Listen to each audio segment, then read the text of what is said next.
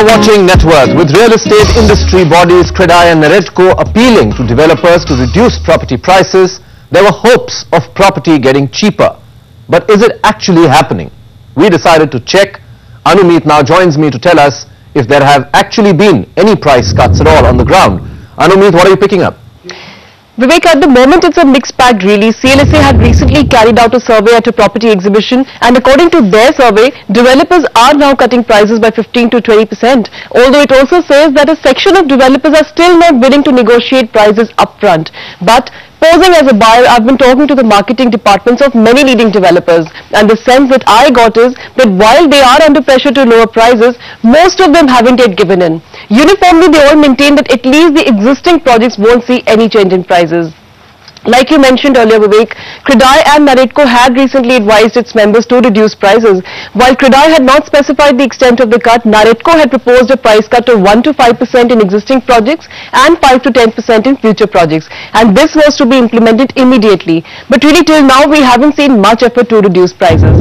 Anumit, even though on the ground you don't see prices actually going down, are developers providing freebies or discounts?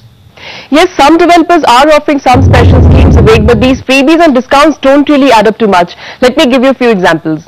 For a project by Omax in Greater Noida, I would get a 10% rebate if I opt for the down payment plan, while there is no rebate on the construction link payment plan, and there is no further scope for negotiation either or any further discounts. The story was the same with some other projects of Omax in Faridabad and Noida. For DLS projects in Gurgaon and Manesar, fixed prices remain except for an inaugural rebate of about rupees 250 per square foot in one of the Gurgaon projects. And in Bangalore, although the company is not taking preferential location and floor rise charges, the rates otherwise are fixed. However, you can negotiate the deal provided you can convince some of your friends as well to invest in the property. Now, this is the same for one of the Pune projects of Parasnath developers as well.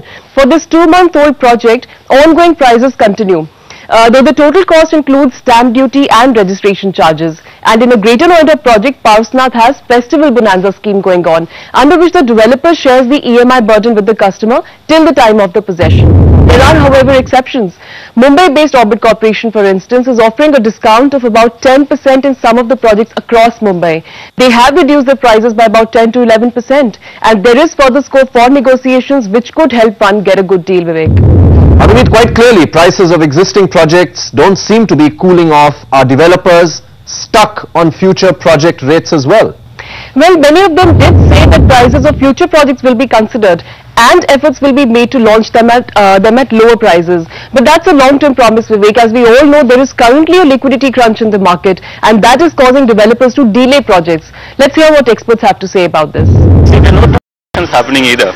Even on the existing project, the number of transactions is down.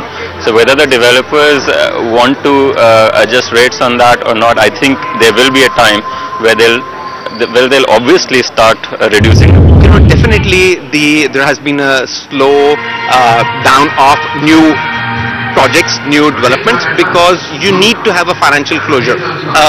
Developer will not go into a new project today unless there is a financial closure and unless the developer has the confidence that the project and the product that they're going to build has a demand in this market. So I understand the dilemma that on one side you've got the existing projects where the prices haven't come down to the level that the consumer expects, and on the other hand the new projects aren't coming up at the same speed on which there would have been a larger price discount.